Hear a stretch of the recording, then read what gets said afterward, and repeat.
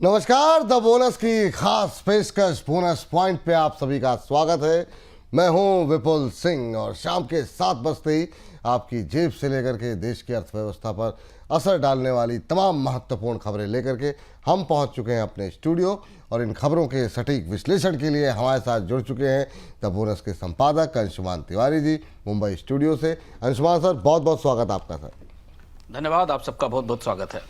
तो अंशुमान सर के साथ आज की खबरों का विश्लेषण शुरू करें उससे पहले आपको फटाफट ये बता देते हैं कि वो कौन सी महत्वपूर्ण बड़ी खबरें हैं जो कि आज के इस कार्यक्रम का जो हिस्सा है उसमें बनने में कामयाब हो पाई हैं। एक एक करके निर्णय डालते हैं ऑन द शो पर। शुरुआत में बात करेंगे खरीफ एमएसपी में हुई बढ़ोतरी को लेकर के। इस खबर का डिटेल में होगा विश्लेषण। सरकार ने उन फसलों की समर्थन मूल्य में ज़्यादा बढ़ोतरी की है जिनके इम्पोर्ट पर निर्भरता है। इसके बाद बात करेंगे चीनी के एक्सपोर्ट पर लगी रोक पर। सरकार ने सितंबर 2026 तक एक्सपोर्ट को पूरी तरीके से रोक दिया है। अंशुमान सर से समझेंगे कि आखिर में इसके पीछे की वजह क्या है और इसका इम्पैक्ट किस तरीके का होगा। अगली खबर नई स्टील नीति से जुड़ी हुई है। सरकार नई स्टील नीति पर काम कर रही है। नई नीति में ग्रीन स्टील और स्पेशलिटी स्टील के उत्पादन पर ज़्यादा जोर दिया जा रहा है। इसके बाद हम बात करेंगे एयर इंडिया को लेकर के। महंगे एटीएफ की मार झेल रही एयर इंडिया ने जून से अगस्त के दौरान कई अंतर्राष्ट्रीय उड़ानों को रद्द कर दिया है। अंशुमान सर से समझने की कोशिश होगी कि आखिर में पूरा मसला है क्या। अब अगली खबर जुड़ी हुई है गोल्ड और सिल्वर से जुड़ी हुई, जिस पर हम लगातार हमारा विश्लेषण जारी है। इम्पोर्ट पर सरकार की सख्ती के बाद ज्वेलर्स पर तो मार पड़ी रही है, साथ में म्यूचुअल फंड कंपनियां भी गोल्ड सिल्वर के निवेश प्लान टालने लगी है। HDFC म्यूचुअल फंड ने अपना NFO वापस ले लिया। इस पर भी करेंगे डिटेल में बातचीत। और आखिर में होगी सबसे महत्वपूर्ण खबर, ट्रंप और जिनपिंग के बीच मुलाकात का होगा विश्लेषण और जानेंगे कि आखिर में इन दोनों नेताओं के बीच में क्या बात हुई और ख़ासतौर से जो अभी घटनाक्रम चल रहा है बीच का कोई रास्ता कुछ निकलता हुआ दिखाई दे रहा है या नहीं। लेकिन शुरुआत करेंगे हम बातचीत डिजिटल आईडी को लेकर के। खबर जो आई है उस पर बातचीत करते हैं। केंद्र सरकार एक ऐसी व्यवस्था पर काम कर रही है जिसमें यूज़र की डिजिटल आईडी उसके अस्थायी पते की जगह ले सकती है। यूज़र के अस्थायी पते पर को पार्सल या अन्य डिलीवरी के लिए यूज़र आईडी का इस्तेमाल होगा। इस व्यवस्था को ध्रुव नाम दिया गया है और ये यूपीआई या फिर आधार जैसी व्यवस्था की तरह काम करेगी। इस सिस्टम को लागू करने के लिए पहले वित्त मंत्रालय की मंजूरी ली जाएगी। सर, ये पूरा मामला है क्या? थोड़ा सा इसको समझाइए हमारे दर्शकों को और ये सिस्टम काम किस तरीके से करेगा सर? विपुल जी, खबर आज पहले हमने इसलिए ली क्योंकि एक महत्वपूर्ण बदलाव है जो आपको आने वाले दिनों में दिखाई देगा। आपकी एक यूनिक यूज़र आईडी होती है जिसके जरिए आप अपना मोबाइल अपना ईमेल लॉगिन करते हैं @ के आधार पर, वो यूनिक होती है। सरकार की तैयारी ये है कि इसे आपकी का टेक्निकल आइडेंटिफायर बना दिया जाए, यानी यहीं से आपका एड्रेस, आपका पोस्टल एड्रेस, आपका mobile phone device ID, location code, ये सब इसी के आसपास मैप कर दिए जाएं, इस आईडी के आसपास। तो अगर आपको कहीं अपना पता भरना है, कोई जानकारी देनी, तो ये सारी चीज़ें इस आईडी से जुड़ जाएंगी और ये आपके IP डोमेन नेम में भी रजिस्टर हो जाएगी। तो ये तैयारी अब शुरू हो गई है। ये यूनिक हैंडल होगा जो हर व्यक्ति को दिया जाएगा जो इस व्यवस्था का हिस्सा होगा। इस यूज़र नेम के पीछे एंड पॉइंट्स में सारे डेटा होंगे। आपका पेमेंट एड्रेस होगा, आपका ईमेल होगा, आपका फ़ोन नंबर होगा, आपके डिजिटल हाउस कोड होंगे जहां लोगों को घरों के कोड मिल गए हैं। ऐप सर्विसेज की जो रजिस्ट्री होती है उसमें भी ये लागू होगा। इस व्यवस्था में लोगों को अपना एक यूनिक यूज़र नेम चुनना होगा जो कई लोगों के पास है, जिनके पास जो ईमेल चला रहे हैं। एक KYC करनी होगी। इस KYC की व्यवस्था के बाद ये पहचान हो जाएगी कि आप के डॉक्यूमेंट सही हैं और इसके बाद फिर यूज़र अपने एड्रेसेस को इससे लिंक कर पाएगा अलग अलग तरीके से। फ़ोन, ईमेल, सोशल हैंडल को इससे लिंक किया जा सकता है। UPI ID, बैंक डिटेल्स और क्रिप्टो वॉलेट को इससे लिंक किया जा सकता है। डिजिटल हाउस रिकॉर्ड वगैरह है उनको इससे लिंक किया जा सकता है। बात की जो आपके KYC के डॉक्यूमेंट हैं, आधार, पैन वगैरह, वो इससे लिंक होंगे। कोशिश ये हो रही है कि इसका पर्पज़ ये है कि एक कोडेड अर्थव्यवस्था, एक व्यवस्था बनाई जा सके जहां पर पारदर्शिता और पहचान सुरक्षित रहे और बार बार जो ये नुकसान होते हैं और हैक होते हैं और लोगों को बहुत सारे डेटा और रिकॉर्ड अपने साथ रखने पड़ते हैं, उनकी ज़रूरतें ख़त्म हो जाएं। जी चलिए, अब किस तरीके से इम्प्लीमेंट होगा आगे चल करके उस पर नज़रें रहेंगी। और इस बीच अगली खबर का रुख करेंगे। सरकार ने खरीफ फसलों के लिए न्यूनतम समर्थन मूल्य की घोषणा कर दी है। 10 रुपए से लेकर के 622 रुपए प्रति क्विंटल की बढ़ोतरी अलग अलग तरीके से की गई है। मक्के का समर्थन मूल्य सबसे कम बढ़ा है और ज्वार तथा सूरजमुखी के समर्थन मूल्य में सबसे ज़्यादा बढ़ोतरी देखने को मिली है।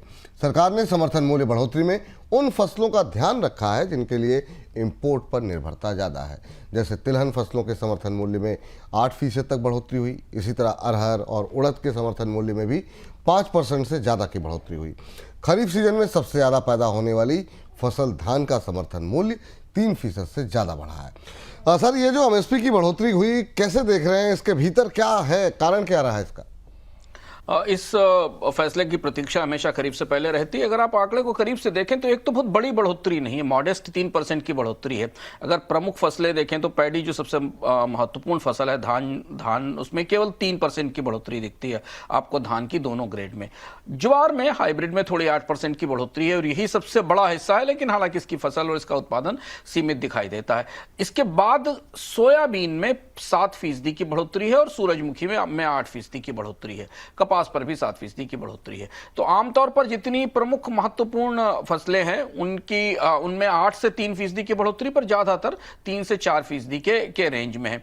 इसकी कोशिश ये वजह यह है कि सरकार ये भी नहीं चाहती कि एमएसपी बढ़ने से किसी तरीके की महंगाई बढ़ने का खतरा दिखाई दे। महंगाई का आंकड़ा आया है, आज हम आगे आपसे बात करेंगे, बेहद चौंकाने वाला आंकड़ा आया है। तो दोनों तरह से फसल की एक्सपेक्टेशंस को देखते हुए, पिछले साल के भंडार को देखते हुए और मौजूदा परिस्थिति को देखते हुए मॉडेस्ट सी बढ़ोतरी इन फसलों के एमएसपी में की गई है। जी, अब सर अगला महत्वपूर्ण सवाल ये है कि ये जो बढ़ोतरी हुई है, अगर हम इसे करंट बाजार भाव से देखें तो आप किस तरीके से देख पा रहे हैं? यहाँ थोड़ी तस्वीर उलझन भरी भी है और पेचीदा भी दिखती है कि कई सारे फसलों के बाजार भाव की तुलना में अगर आप एमएसपी देखें तो आपको कम दिखाई दे रही। जैसे सोयाबीन का देखिए, एवरेज मंडी प्राइस मई में महाराष्ट्र के, मध्य प्रदेश के सेंटर्स पर करीब 6350 से 6800 रुपए के आसपास था। एमएसपी जो नया है वो 5708 रुपए पर क्विंटल के आसपास है।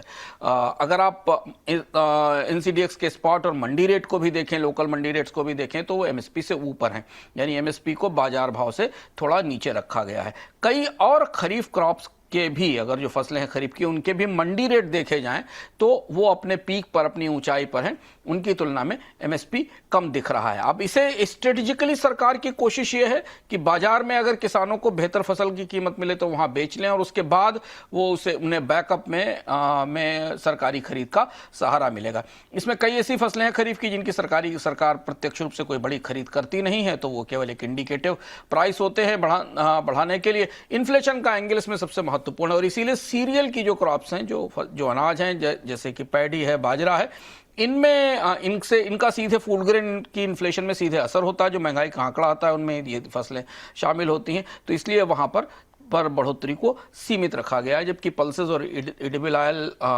भी जो इन्फ्लेशन का असर जिनकी कीमतों से इन्फ्लेशन प्रभावित होती है, वहां में थोड़ी बढ़ोतरी ज्यादा दिखती है। जी, चलिए आगे बढ़ते हैं, अगली खबर का रुख करेंगे। केंद्र सरकार ने चीनी के निर्यात पर रोक लगा दी। निर्यात को सितंबर 2026 या फिर अगले आदेश तक के लिए फिलहाल रोक दिया गया है। इस साल अल नीनो की आशंका को देखते हुए सरकार ने निर्यात पर पाबंदी लगा दी है। इससे पहले सरकार ने चीनी वर्ष 2025-26 में 15 लाख टन से ज़्यादा चीनी निर्यात की अनुमति दी थी, जिनमें से अब तक 8 लाख टन चीनी निर्यात के लिए कॉन्ट्रैक्ट हो चुका है और 6 लाख टन का एक्सपोर्ट भी हो चुका है। सर, ये एकदम से चीनी निर्यात पर जो रोक लगाई गई, इसके पीछे बड़े कारण क्या हैं सर? ये चौंकाने वाला फैसला था क्योंकि इसकी उम्मीद नहीं थी और इंडस्ट्री तो ये नहीं मान रही थी। उसे 15 लाख टन के निर्यात की अनुमति मिली थी, बल्कि कई सारे निर्यात के सौदे कॉन्ट्रैक्ट एडवांस स्टेज में हैं, कई सारे एक्सपोर्ट कॉन्ट्रैक्ट इंप्लीमेंटेशन में चले गए, यानी उनके लिए ग्राहक मिल गए हैं और उन्हें आपूर्ति शुरू की जा रही है। तो जो पाइपलाइन चल रही है इसको थोड़ा एग्जम्प्ट रखा गया है। लेकिन सरकार की जो सबसे बड़ी चिंता इस फैसले के पीछे दिखाई दी, उसमें 3 बड़े कारण हैं। एक तो जो लगातार दूसरे साल गन्ने का उत्पादन खासतौर पर जो जो प्रमुख के गन्ना उत्पादक राज्य हैं वहाँ कम रहने की संभावना है। इस बात का आकलन अभी सरकार को मिला है। दूसरी सबसे बड़ी वजह एल नीनो का असर, जो हम आपको लगातार बता रहे हैं कि अलग अलग पॉलिसीज पर एल नीनो का असर दिखने लगा है। सरकार को लग रहा है कि मानसून कमजोर रहेगा, मौसम विभाग ने भी कहा है कि सामान्य से कमजोर मानसून रहेगा और इसका असर फसलों पर पड़ेगा, खासतौर से गन्ने की फसल पर पड़ेगा। इसलिए इसमें चीनी का स्टॉक घर में रखने की कोशिश की जा रही ताकि कीमतें आने वाले समय में नहीं बढ़े। और हालांकि रिटेल प्राइस नहीं बढ़े हैं, लेकिन सरकार को डर लग रहा है कि रिटेल प्राइस में बढ़ोतरी होगी, क्योंकि महंगाई कई और पैमानों पर कई और जगह बढ़ती दिखाई दे रही है। इसका नतीजा भी हमको बाजार में दिखाई दिया। सरकार ने आज जब ये फैसला किया उसके बाद अमेरिका में रॉ शुगर का प्राइस फ्यूचर्स में करीब 2% बढ़ा, लंदन में व्हाइट शुगर के फ्यूचर्स में 3% की बढ़ोतरी दिखाई दी, क्योंकि भारत एक बड़ा शुगर एक्सपोर्टर है और सप्लायर, और भारत की चीनी अब बाजार में नहीं पहुंचेगी। इस बीच पश्चिम एशिया संकट की वजह से कच्चे तेल की कीमतों में आई तेजी का असर अब थोक महंगाई के आंकड़ों पर दिखने लगा है। अप्रैल के दौरान थोक महंगाई 42 महीने के ऊपरी स्तर 8.3% पर पहुंच गई। इससे पहले मार्च में ये दर 3.88% थी। अप्रैल के दौरान कच्चे तेल की महंगाई में 88% की बढ़ोतरी हुई है। साथ ही में कुछ मैन्युफैक्चर्ड प्रोडक्ट्स की भी महंगाई बढ़ी है। इस वजह से थोक महंगाई दर में ये उछाल देखने को मिला है। सर, ये जो नंबर सामने आए हैं, क्या कुछ अंदर आंकड़े बता रहे हैं? और सबसे बड़ा जो कंसर्न है कि क्या वो आगे चल करके जो रिटेल इन्फ्लेशन है अब उसको भी प्रभावित करेगा और रिटेल इन्फ्लेशन अब बढ़ती हुई दिखाई देगी? ये बड़ा सनसनीखेज आंकड़ा है विपुल जी। अब मार्च की महंगाई थी केवल 3 थोक महंगाई थी केवल 4% से नीचे 3.9% के आसपास थी, और अप्रैल में अचानक 8.30% हो गई। ये जिस बात को हम लगातार आपको बोनस पॉइंट में दर्शकों को बता रहे हैं, ये वो असर है युद्ध का जो अब सामने दिखने लगा है। जो लोग लगातार बोनस पॉइंट देख रहे हैं उनको हमने बताया था कि सिर्फ 1 महीना बीतने दीजिए, 1-1.5 महीना बीतने दीजिए और इसका असर महंगाई पर दिखाई देने लगेगा। जब महंगाई के इस आंकड़े को आप भीतर से खोलें तो आपको दिखाई देता है कि ये शॉक काफी बड़ा और काफी व्यापक है। और इसलिए जब पिछले हफ्ते भी हमने कहा था कि जो अगली तिमाही है वो भारतीय अर्थव्यवस्था के लिए बेहद चुनौतीपूर्ण होने जा रही है, इसकी बुनियाद, इसके संकेत इस आंकड़े में दिखाई देते हैं। मंथ ऑन मंथ बेसिस पर, मंथली आधार पर इतनी तेज बढ़ोतरी बेहद सरप्राइजिंग है, जबकि अभी हम कुछ महीने पहले तक, 1-2 महीने पहले तक एक डिफ्लेशनरी ट्रेंड देख रहे थे WPI में। सिर्फ 1 महीने के युद्ध ने भारत की इन्फ्लेशन को लगभग 4% से बढ़ाकर 8% पर पहुंचा दिया। सबसे बड़ी बढ़ोतरी 88% क्रूड में है। पेट्रोल डीजल की कीमतों में बढ़ोतरी अभी नहीं हुई है, उससे पहले क्रूड की कीमतों में बढ़ोतरी का असर यहां दिखाई दे रहा है। LPG में थोड़ी बढ़ोतरी हुई थी जिसका असर हमें दिखता है। दूसरी चीज यह है कि फ्यूल पावर का हिस्सा, मतलब ईंधन का हिस्सा, और कच्चे तेल और क्रूड की जो महंगाई है उसका सबसे बड़ा असर इस पर दिखाई दे रहा है। लेकिन एक और महत्वपूर्ण बात इन आंकड़ों के भीतर जाके हमें दिखाई देती है विपुल जी, की ये महंगाई केवल फ्यूल तक सीमित नहीं है।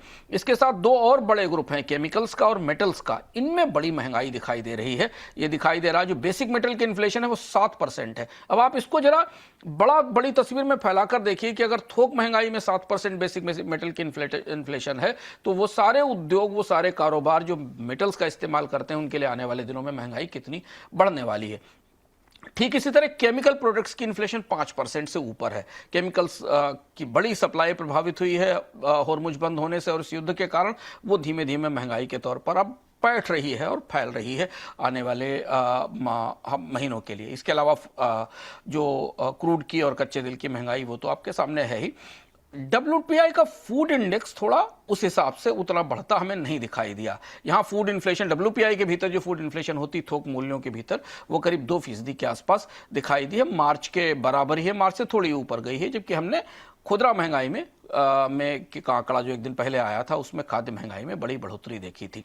अब जरा कर से देखिए कि इसका असर रिटेल महंगाई में कैसे जाएगा, जो आपने पूछा विपुल जी, कि जो CPI WPI के इंटरेक्शंस होते हैं वो एक दूसरे को कैसे प्रभावित करते हैं। CPI इन्फ्लेशन 2026 में के अप्रैल 2026 में जो हमारे पास आंकड़े आए थे उसमें हेडलाइन करीब 3.5% के आसपास थी और फूड 4.2% के आसपास थी, जब जो कि RBI के कंफर्ट जोन में है। लेकिन अप्रैल की ही खुदरा महंगाई 8% से ऊपर निकल गई। अब ये जो 8% की महंगाई यहाँ और 3.5% की महंगाई वहाँ है, इसको इस तरह से समझिए कि हमेशा थोक महंगाई एक लैग इफेक्ट के साथ 1 से 1.5 महीने के असर के बाद खुदरा कीमतों में दिखाई देती है। और यही सबसे बड़ी चिंता है कि जो एनर्जी की कीमतें, जो मेटल की कीमतें, जो केमिकल की कीमतें और जो मैन्युफैक्चर्ड प्रोडक्ट्स की कीमतों में बढ़ोतरी हमें खौलती हुई, मतलब महंगाई खौल रही है, अगर थोक आंकड़े को देखा जाए तो उसके अंदर जो आपको खौलती महंगाई दिख रही है, इसका असर हमें बेहद जबरदस्त ढंग से बढ़ती हुई खुदरा महंगाई में अगले महीने दिखाई देगा। यानी जब हमारे पास मई का आंकड़ा आएगा जून में, तो हमें वहां एक बड़ी बढ़ोतरी दिखाई दे सकती है। और यही वो स्टैगफ्लेशन का पैराडॉक्स है, पूरी दुनिया के कई बाजारों में भी हमें ये दिखाई दे रहा है। तो पॉलिसी मेकर्स के लिए, तो आरबीआई के लिए तो बेहद बड़ी चुनौती है, क्योंकि मुझे लग रहा है इन आंकड़ों को देखकर कि मई की महंगाई आरबीआई के कंफर्ट जोन में, जो 4 से 6% का कंफर्ट जोन है, उसके बीचों बीच पहुंच जाएगी, क्योंकि फूड इन्फ्लेशन 4% तो पहुंच ही गई है खुदरा महंगाई में। तो अगर 5% के आसपास तक की या 4.5% के आसपास की खुदरा महंगाई हमें दिखाई देती है, तो फिर यहाँ से पूरा नैरेटिव ब्याज दरों को लेकर, अर्थव्यवस्था में कीमतों को लेकर, ग्रोथ को लेकर बदलता दिखेगा। तो इसलिए ये थोक महंगाई का आंकड़ा निश्चित तौर पर बहुत बड़ी सरप्राइज है, और ये बता रहा है कि देखिए युद्ध ने क्या बदल दिया 1 महीने के भीतर।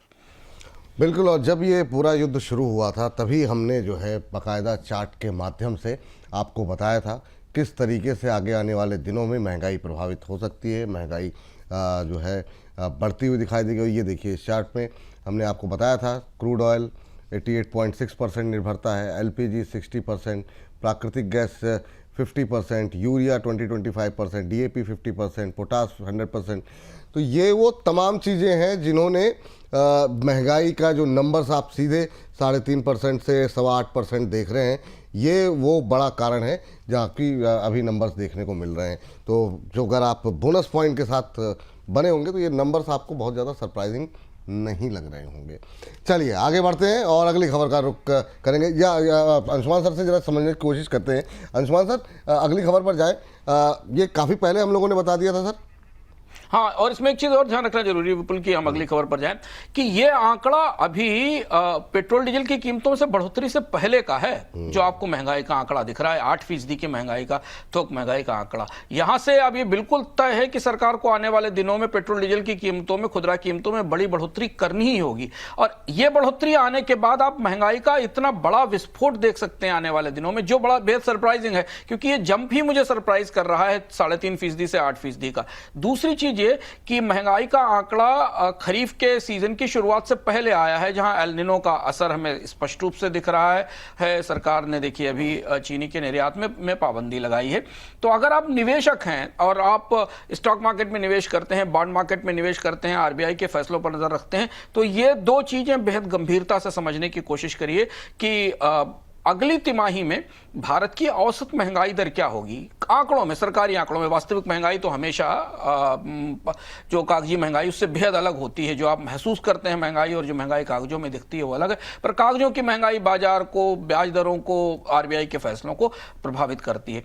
और इसलिए अब सबकी निगाहें आरबीआई की अगली मौद्रिक नीति बैठक पर होंगी कि आरबीआई क्या कहने वाला है। क्योंकि हमने अपने पिछले दिनों के कार्यक्रम में बताया था कि आरबीआई ने इस साल के लिए 4.5% के आसपास की महंगाई दर मानी थी, लेकिन यहां जब थोक महंगाई अप्रैल के महीने में ही 8% से ऊपर निकल गई है, तो तय मानिए कि इस साल महंगाई के आकलन आरबीआई के बदलेंगे, और जिसका असर हमें बॉन्ड डील्स पर और तमाम चीजों पर दिखाई देगा।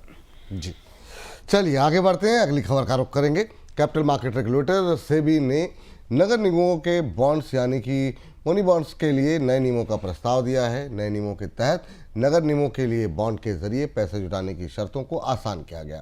हालांकि ये जरूरी भी किया गया है कि बॉन्ड जारी करते समय ब्याज, रीपेमेंट, जरूरी डिस्क्लोजर और पूर्व में हुई किसी भी तरह की रीस्ट्रक्चरिंग की जानकारी स्पष्ट तौर पर दी जाए। सर, ये मुनी बॉन्ड को लेकर के जो नए नियम प्रस्तावित हैं, क्या कुछ खास बातें हैं इनमें, क्या कुछ कहा गया है? भारत में म्यूनि बॉन्ड या म्युनिसिपल बॉन्ड जो नगर निगम जारी करते हैं, धीमे धीमे रफ्तार से आगे बढ़ रहे हैं। पर यहाँ दो बड़ी चुनौतियां थी जो दिखाई दे रही थी। एक तो ये था कि जो रिफाइनेंसिंग ली जाती थी, लोन का रीपेमेंट बढ़ाया जाता था, बॉन्ड का रीपेमेंट बढ़ाया जाता था, ब्याज दर भुगतान के बारे में जानकारी होती थी, वो स्पष्ट नहीं थी। और दूसरा ये पता नहीं होता था कि वर्किंग कैपिटल के लिए म्युनिसिपैलिटी ने कितना पैसा लिया है। इशू की पारदर्शिता के कई सारे सवाल थे, जिस स्ट्रक्चर को ठीक करने की कोशिश सेबी ने की है। अगर आप 31 मार्च तक का आंकड़ा देखें जो मुझे दिखाई दे रहा है, केवल 22 म्युनिसिपल कॉरपोरेशन ही बाजार में आ पाए हैं और उन्होंने 4,540 करोड़ रुपए के आसपास उठाए हैं। 31 म्युनिसिपल बॉन्ड 2015 से अभी तक भारत में जारी हुए हैं। तो इस हिसाब से म्युनिसिपल बॉन्ड का बाजार जिसकी उम्मीद की जा रही थी जितना बड़ा होना चाहिए उतना बड़ा कभी भारत में हो नहीं पाया, जबकि म्युनिसिपल बॉन्ड भारत के बॉन्ड मार्केट के सुधारों में सबसे पुराना सुधार था, जिसकी शुरुआत भारत के उदारीकरण के दूसरे के शुरुआती चरण में जब एनडीए की पहली गवर्नमेंट थी उस दौरान इसकी इजाजत दी गई थी। लेकिन तब से अभी तक म्युनिसिपल बॉन्ड्स का मार्केट बड़ा होकर तैयार नहीं हो पाया है। तो सेबी की कोशिश यह है कि मिनिमम फेस वैल्यू की प्रक्रिया थोड़ी ठीक की जाए, जो ट्रांसपेरेंसी के नियम हैं, जो व्यवस्था हैं, उन्हें बदला जाए। जैसे कि 10,000 या 1 लाख रुपए की म्युनिसिपल डेट सिक्योरिटी की फेस वैल्यू के नए नियम तय किए गए हैं। प्राइवेट प्लेसमेंट को लेकर नियमों में पारदर्शिता बढ़ाने की कोशिश की गई है, क्योंकि आपको ध्यान को पता होगा और जानना भी जरूरी है कि भारत की नगर पालिकाएं जो कि बुनियादी रूप से आपके घर के सामने की सुविधा के लिए, व्यवस्था के लिए, सफाई के लिए, सड़कों की लाइटिंग के लिए जिम्मेदार होती हैं, उनकी वित्तीय स्थिति बेहद जटिल है। पूरे भारत में बहुत ही कम ऐसे नगर निगम हैं जो मुनाफे में है, प्रॉफिट में है, बेहतर परफॉर्मेंस कर रहे हैं और उन्हें केंद्र सरकार से, राज्य सरकारों से सीमित संसाधन मिलते हैं। इसीलिए ये म्युनिसिपल बॉन्ड की खिड़की खोली गई थी। इस बीच देश का पावर सेक्टर अब बिजली उत्पादन की कमी से नहीं बल्कि बिजली वितरण के अपर्याप्त इंफ्रास्ट्रक्चर से जूझ रहा है। सिटी ग्रुप की एक रिपोर्ट बताती है कि सोलर पावर के लिए पर्याप्त स्टोरेज व्यवस्था नहीं होने की वजह से सूर्यास्त के बाद बिजली की बढ़ी हुई डिमांड को पूरी करने में सोलर एनर्जी का इस्तेमाल नहीं हो पा रहा है।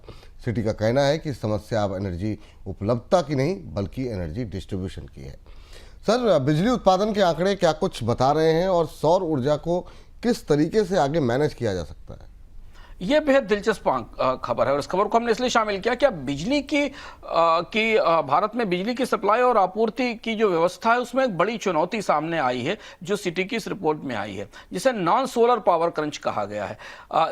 जो अब भारत में पर्याप्त ऊर्जा उपलब्ध है, सोलर एनर्जी मेन स्ट्रीम में आई है, ग्रिड से जोड़ी गई है, लेकिन जो हेडलाइन पावर डेफिसिट है, खासतौर से शाम के समय जब ज्यादा बिजली की मांग होती है, वो दिखा रहा है कि शाम के समय में बिजली की कमी और शॉर्टेजेस होती है और पावर कट्स दिखाई देते हैं।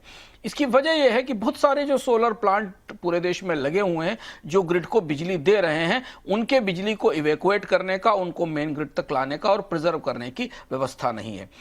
चूंकि कोल संयंत्र जहां पर थर्मल पावर जहां बनती है उनकी क्षमताएं बढ़ाने की संभावनाएं अब सीमित है और दूसरा उनसे निकलने वाली बिजली कार्बन फ्री नहीं होती और भविष्य में भारत को कार्बन मुक्त बिजली की तरफ जाना ही होगा, क्योंकि अगर भारतीय निर्यातकों को अपना सामान यूरोप के बाजार में निर्यात करना है तो उन्हें कार्बन टैक्स देना होगा। तो ये जो ट्रांसमिशन की व्यवस्था है इसमें सोलर की हिस्सेदारी आने वाले समय में बढ़ेगी और इसके लिए जरूरत यह होगी कि जो डे टाइम में सोलर एनर्जी बनाई जाती है उसकी डिपॉजिट की, उसे रखने की, उसे संरक्षित करने की कुछ व्यवस्था की जाए। तो ये बात सिटी की रिपोर्ट बता रही है कि अगर सोलर एनर्जी के उत्पादन का सही ढंग से इस्तेमाल और उसे प्रॉपर बैटरी सपोर्ट के साथ नहीं तैयार किया गया तो फिर ये सोलर एनर्जी का उत्पादन किसी काम का नहीं होगा और भारत के लिए शाम के घंटों में जब अंधेरा होता है उन घंटों में बिजली की कमी बढ़ती जाएगी। तो ये एक नई चुनौती है जिस पर शायद आने वाले दिनों में सरकार की तरफ से कुछ बदलाव, कुछ फैसले होने की संभावना दिखाई दे रही है। इस बीच केंद्र सरकार अब नई स्टील पॉलिसी पर काम कर रही है। रिपोर्ट के मुताबिक नई स्टील पॉलिसी में वर्ष 2035 से 2047 तक ग्रीन स्टील, स्पेशलिटी स्टील और स्टेनलेस स्टील के उत्पादन लक्ष्य तय होंगे। मौजूदा स्टील पॉलिसी को 2017 में लागू किया गया था, जिसे अब आउटडेटेड माना जा रहा है। रिपोर्ट में यह भी कहा गया कि मौजूदा स्टील पॉलिसी की अवधि पूरा होने से पहले उसका रिव्यू हो सकता है। सर, ये नई स्टील पॉलिसी की आवश्यकता क्यों पड़ गई और इस जो नई पॉलिसी होगी उसमें नया क्या होगा? यह भी खबर इसलिए महत्वपूर्ण है क्योंकि भारत के स्टील उद्योग पर अब दो बड़े दबाव हैं। पहला दबाव तो यह है कि अंतर्राष्ट्रीय स्तर से भारत में डंपिंग होती है जिसे रोकने की कोशिश होती है, और दूसरा यह कि स्टील के उत्पादन में जो बिजली की खपत होती है जिसका जिक्र भी हमने किया, CO2 का जो उत्सर्जन होता है उसे रोकना जरूरी है, क्योंकि धीमे धीमे दुनिया के देशों में भारत के स्टील के लिए बाजार खत्म हो रहा है। दुनिया के देश कार्बन मुक्त, कार्बन फ्री स्टील की जरूरत बता रहे हैं और इसलिए नई स्टील पॉलिसी की तैयारी की जा रही है। पिछली स्टील पॉलिसी के बाद भारत में क्रूड स्टील की जो कैपेसिटी थी उसे बढ़ाकर 400 मिलियन टन के आसपास ले जाने का लक्ष्य इस स्कीम में रखने की बात है, और जिसमें भी 2 टन के आसपास CO2 2 टन CO2 पर टन स्टील के फिनिश्ड स्टील के पैमाने पर उत्पादन कराने की कोशिश की जाएगी। तो 2-3 बड़े महत्वपूर्ण बदलाव इस पॉलिसी में आने वाले दिनों में दिखाई देंगे स्टील को लेकर। एक तो जो कैपेसिटी का एक्सपेंशन है वो बढ़े, और खासतौर से जो ग्रीन और प्रदूषण न करने वाली बिजली का इस्तेमाल करने वाली स्टील का उत्पादन बढ़े, और दूसरा ये कि जो नए किस्म के एमिशन नार्म्स आ रहे हैं उन्हें लागू किया जाए। तो इस दृष्टि से, और इसके अलावा स्पेशलिटी स्टील, हाईटेक स्टील्स, इनके उत्पादन जिनमें भारत को की भी निर्भरता आयात पर खासी ज़्यादा है और इम्पोर्ट डिपेंडेंस कम की जाए, इसके लिए भी ये नई पॉलिसी आएगी। तो इस पर हमारी निगाहें रहेंगी कि पॉलिसी क्यों लेकर आ रही है और उसमें क्या क्या प्रावधान होते हैं, क्योंकि स्टील बेहद बुनियादी मेटल है अर्थव्यवस्था का, और यहाँ थोड़ा भी बदलाव अगर होता है, देखिए अभी हमने आपसे मेटल इन्फ्लेशन की बात की, WPI में जरा सा भी बदलाव होता है तो देखना होगा कि ये नई पॉलिसी स्टील की लागत में कितनी बढ़ोतरी करेगी, कंपनियों को कितना ज़्यादा पैसा खर्च करना पड़ेगा नए नियमों के तहत अपने स्टील को पर्यावरण के लिए सुरक्षित बनाने में, और उसका कितना असर आने वाले दिनों में बाकी उत्पादों की लागत पर पड़ेगा, स्टील उपभोक्ता उत्पादों की जो कि स्टील का उपभोग करते हैं। जी, इस बीच महंगे हवाई ईंधन की मार झेल रही एविएशन कंपनी एयर इंडिया ने जून से अगस्त की अवधि की कई अंतर्राष्ट्रीय उड़ानों में बड़ी कटौती की है। एक रिपोर्ट के मुताबिक इस अवधि में करीब 250 साप्ताहिक उड़ानों को रद्द किया गया। हर महीने एयर इंडिया 1200 से ज़्यादा अंतर्राष्ट्रीय उड़ानों का संचालन करती है। सर, एयर इंडिया की उड़ानों में ये जो कटौती हुई है उसका क्या इम्पैक्ट देख रहे हैं आप? सबसे बड़ी कटौती एयर इंडिया के ताज़ा इतिहास में शायद इतना बड़ा फ्लाइट कट नहीं हुआ होगा। जो लोग बोनस पॉइंट को नियमित देख रहे हैं, हमने आपको बताया था कि एयर इंडिया में इस महीने एक छोटा मोटा कू जैसा हुआ था, जहां ऑपरेशनल कंट्रोल सिंगापुर एयरलाइंस ने अपने हाथ में ले लिया था। 22,000 करोड़ रुपए के घाटे पर बैठी है कंपनी, ब्लीड हो रही है, ATF की कीमतें बढ़ रही हैं। तो ये सारी कोशिशें उसके बाद आने के बाद शुरू हुई हैं। आमतौर पर कोई भी एयरलाइंस अपनी फ्लाइट्स उड़ाने कम नहीं करती, कट नहीं करती, क्योंकि उसके बड़े नुकसान हैं। नुकसान ये है कि उनको विमानों का किराया देना पड़ता है, स्टाफ जो फ्लाइट्स को मैनेज करता है वो रिडंडेंट बेकार हो जाता है, उसका क्या इस्तेमाल होगा। पर एयर इंडिया कितनी गंभीर मुश्किल में है कि उसे अपना मुख्य धंधा ही, बिजनेस ही कम करना पड़ रहा है। उड़ानें होंगी तो रेवेन्यू आएगा तो कंपनी चलेगी। 100 बड़ी उड़ानें रोकी गई हैं, और जिसमें भी महत्वपूर्ण है कि इंटरनेशनल फ्लाइट्स रोकी गई हैं, जहां पर पैसेंजर सबसे ज़्यादा रेवेन्यू आता है। दिल्ली शिकागो की जून से अगस्त के दौरान ये फ्लाइट्स बंद रहेंगी, यानी अभी से लेकर अगस्त तक अब एयर इंडिया इन्हें नहीं चलाएगी, और इस पूरी कोशिश है कि इससे घाटे को और खर्च को कम किया जाए। दिल्ली शिकागो की जो फ्लाइट है, जो वीक में 3 बार जाती थी, सस्पेंड कर दी गई। मुंबई से न्यूयॉर्क की फ्लाइट सस्पेंड कर दी गई। दिल्ली से नेवार्क की, दिल्ली से शंघाई की, जो अभी हाल में ही शुरू हुई थी। चेन्नई सिंगापुर की फ्लाइट, मुंबई सिंगापुर की फ्लाइट, दिल्ली माले मालदीव्स की फ्लाइट, और मुंबई से ढाका की फ्लाइट, ये फ्लाइट्स बंद की गई हैं। नॉर्थ अमेरिकन रूट पर भी दिल्ली सैन फ्रांसिस्को की, टोरंटो की, वैंकूवर की, दिल्ली से और मुंबई से नेवार्क की फ्लाइट्स हैं। यूरोप की फ्लाइट्स बंद की गई हैं, पेरिस, कोपेनहेगन, मिलान, ज्यूरिख, मेलबर्न, एकदम पूरा यूरोप का अमेरिका का और पूरी दुनिया में एयर इंडिया का जितना बड़ा व्यापक नेटवर्क है वो बिल्कुल सिकुड़कर इस स्थिति में आ गया है। अब बहुत ही लिमिटेड फ्लाइट इन डेस्टिनेशंस के लिए एयर इंडिया के पास बची। एशिया जो महत्वपूर्ण रूट है, Singapore, Bangkok, Kuala Lumpur, Kathmandu, Colombo, इन फ्लाइट्स में भी कटौती की गई, और इसकी सबसे बड़ी वजह है कि जेट फ्यूल के प्राइस रिकॉर्ड ऊंचाई पर हैं। एयरलाइंस अपने इंटरनल असेसमेंट में ये मान रही है विपुल जी कि जेट फ्यूल की कीमतें आने वाले 6 महीनों तक बढ़ती रहेंगी, और इसलिए उसको अब ऐसी स्थिति में उड़ाने चलाने में मुश्किल होगी। एयर स्पेस के रिस्ट्रिक्शंस बढ़े हुए हैं। पाकिस्तान ने ऑपरेशन सिंदूर को देखे साल भर हो गया, एयर स्पेस अभी तक नहीं खुला, जिसके ऊपर से भारतीय उड़ानें जाती थी, और 22,000 करोड़ का घाटा तो हमें दिखाई दे ही रहा है। और अब डोमेस्टिक उड़ानों में भी कई जगह हमें छोटी मोटी कटौती या डायवर्जेंस दिखाई दे रहे हैं। जी, इस बीच गोल्ड और सिल्वर में इंपोर्ट ड्यूटी बढ़ने की वजह से ज्वेलर्स के लिए तो चुनौती बढ़ गई है। एक तरफ गोल्ड और सिल्वर महंगे होने से डिमांड पर असर पड़ सकता है, और दूसरी तरफ ज्वेलरी बनाने के लिए लागत भी बढ़ जाएगी।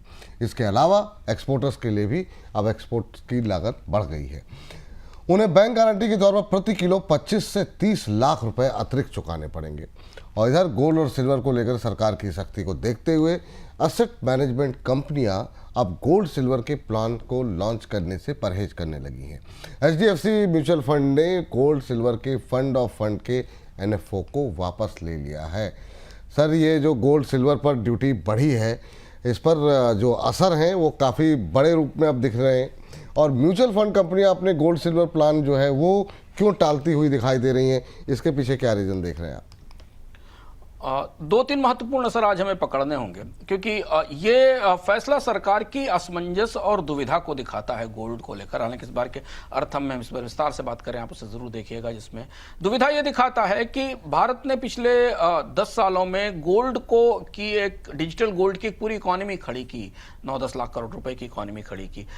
उस इकोनॉमी को गोल्ड चाहिए ही चाहिए। अगर आप अपना ETF कर रहे हैं और हर महीने किश्त दे रहे हैं, तो उस किश्त के बदले, उस कीमत के बदले गोल्ड होना ही चाहिए, तभी वो ETF लिया जाएगा। और इसलिए भारत में पहली बार ऐसा हुआ कि एक म्यूचुअल फंड ने अपने गोल्ड फंड को बंद कर दिया। अभी स्पष्ट नहीं है कि कंपनियां बाकी ETF के लिए क्या करेंगी, वो तो चल ही रहे हैं, उनके लिए गोल्ड आएगा। लेकिन इस इकोनॉमी को सबसे बड़ा शॉक लगा है, और जो एक बड़ी अर्थव्यवस्था भारत में बनी थी सोने को लेकर, वो अब बेहद असमंजस में दिख रही है। दूसरी बड़ी चीज जो हमने आपको कल इंडिकेट की थी, आज फिर उसके संकेत मिले असर के तौर पर। कीमतें तो खैर बढ़ी ही हैं, बाजार में ऊंची रहेंगी गोल्ड की कीमतें आने वाले दिनों में। उसकी वजह है कि सप्लाई में का शॉक रहेगा, आपूर्ति कम होगी, तो इसलिए कीमतें कम होंगी। लेकिन एक महत्वपूर्ण बात देखिए, जिस UAE सीपा का रूट, जिसको सबसे ज्यादा विवाद में और सवालों के घेरे में लाया जाता है कि सरकार अगर सोने का आयात रोकना चाहती थी तो उसने ये इतनी बड़ी विंडो क्यों खोली जहां रियायती दरों पर सोने का आयात होता है।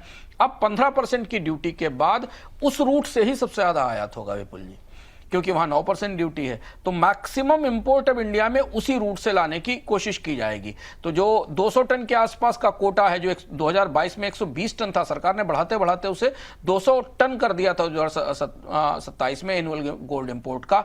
तो ये 15% की ड्यूटी अवॉइड करने के लिए मैक्सिमम सोने को उस 9% वाले रूट से लाने की कोशिश होगी।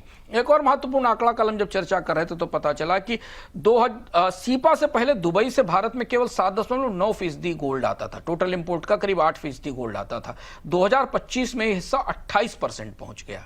अब चूंकि ड्यूटी का डिफरेंशियल नॉन FTA चैनल से, गैर FTA चैनल से और दुबई चैनल के बीच में इतना बड़ा हो गया है कि अब ये चैनल, दुबई का चैनल, सबसे बड़ा चैनल हो सकता है आने वाले दिनों में। हालांकि अभी यहाँ 200 टन की सीमा तय है। अगर सरकारी सीमा कम नहीं करती है तो सोने का इंपोर्ट बहुत तेजी से वहां से बढ़ेगा, क्योंकि बाकी रास्तों से 15% की ड्यूटी लगेगी। और तीसरी और महत्वपूर्ण बात यह कि कस्टम्स का DRI का काम सरकार ने बढ़ा दिया है। अब उनको तस्करी पर निगाह रखनी पड़ेगी। 2013 में चिदम्बरम ने भी ऐसा ही किया था वित्त मंत्री के तौर पर, और उसके बाद भारत में तस्करी में जबरदस्त बढ़ोतरी हुई थी। तो ये तात्कालिक असर हैं जो हमें दिख रहे हैं।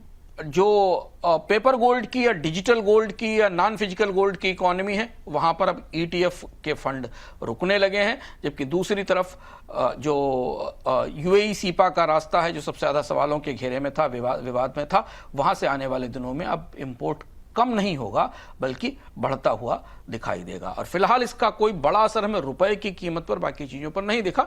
1-1.5 महीने इंतजार करना पड़ेगा। गोल्ड के इंपोर्ट के आंकड़े आने वाले समय में क्या बताते हैं कि क्या इस फैसले से गोल्ड के आयात में कोई बड़ी उल्लेखनीय कमी होगी, और अगर वो उल्लेखनीय कमी नहीं होती तो फिर यह फैसला जरूर बहुत महंगा पड़ेगा, जो कल हमने कहा था।